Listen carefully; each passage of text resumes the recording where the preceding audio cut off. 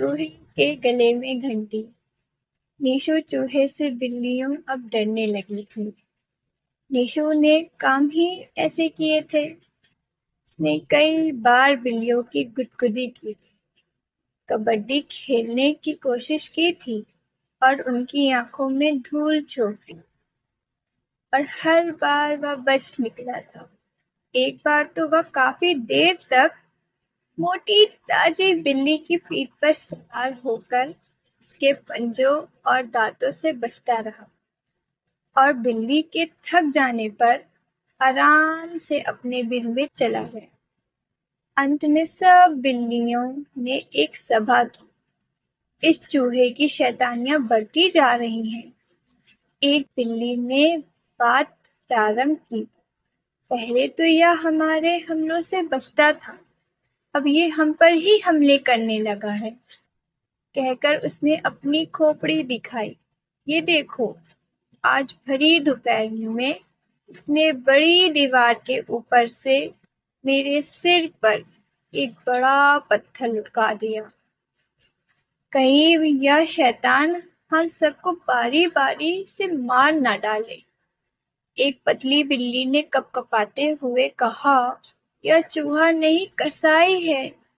वह चूहा ही है, एक सूजी हुई बिल्ली ने कहा। कसाई तो उसके लिए हम हैं। हम उसे पकड़ने की कोशिश छोड़ दे तो वो भी हमें तंग नहीं करेगा। क्यों न हम उससे कोई समझौता कर ले। एक पेटू बिल्ली ने कहा, हम उसे कुछ न कहें और वह हमें परेशान न करे, मगर ना तो वह हमारा विश्वास करेगा और ना हम इस लायक हैं कि कोई चूहा हम पर विश्वास करे। मोटी बिल्ली बोली, उसका तो एक ही उपाय है। क्या सबने पूछा? उसके गले में घंटी बांध दी जाए। वाह, यह तो हमने सोचा भी नहीं था, मगर घंटी हम में से कौन बिल्ली बांधेगी? समझदार बिल्ली ने पूछा। तो सब चुप हो गई।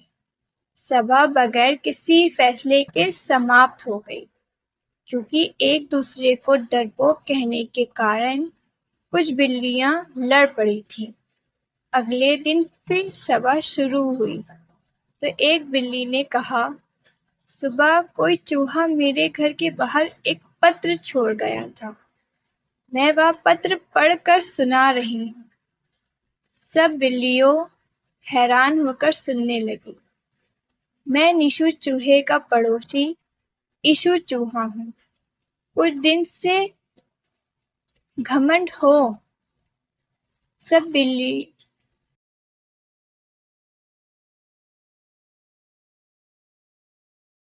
मैं नीशू चूहा का पड़ोसी ईशू चूहा हूँ। कुछ दिन से नीशू मुझे भी बहुत तंग कर रहा है। शायद उसे घमंड हो। सब बिल्लियाँ हैरान होकर सुनने लगी। मैं नीशू चूहे का पड़ोसी ईशू चूहा हूँ। कुछ दिन से नीशू मुझे भी बहुत तंग कर रहा है। शायद उसे घमंड हो गया है कि वह जब बिल्लियों से नहीं डरता तो चूहों से क्या डरे। उसने मेरे घर की बहुत सी जगह भी छीन ली है। कल मैं घर लौट रहा था तो मैंने आप सब बिल्लियों की बातें सुन ली थी। मैं नीशू के गले में घंटी बांध सकता हूँ, मगर एक शर्त है। इतना पढ़ के बिल्ली रुकी। आगे क्या लिखा है? सबने पूछा। लिखा है, शर्त यह है कि आप सब बड़ी चट्टान के पीछे छिप कर बैठे और सामने के पेड़ के नीचे नीशू को घंटी पहनाने हुए अपनी आँखों से देखे जाने से पहले आप मेरे इनाम 100 रुपया चट्टान के पीछे वाले पत्थर पर रख जाएं। 100 रुपये तो ज़्यादा हैं। एक बिल्ली बड़बड़ाई। सुनी तो बोलो, आगे क्या लिखा है? आगे लिखा है,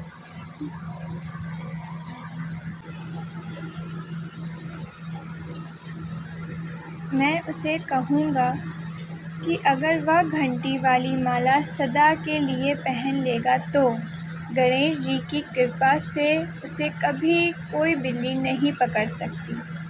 अगर वह घंटी पहनकर अगले मंगलवार को चट्टान के सामने वाले पेड़ के नीचे आंखें बंद करके गणेश जी का जाप करेगा तो ही उसे फल मिलेगा।